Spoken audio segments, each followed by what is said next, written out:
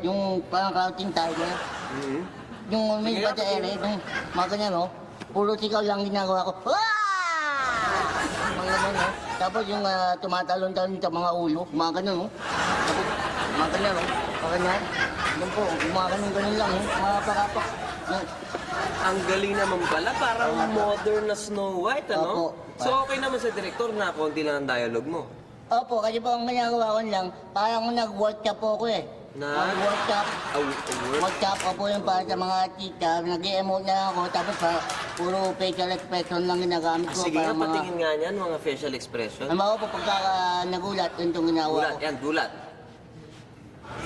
Baka naman po yung nagagalit, yun itong galit, ginagawa ko galit. yung...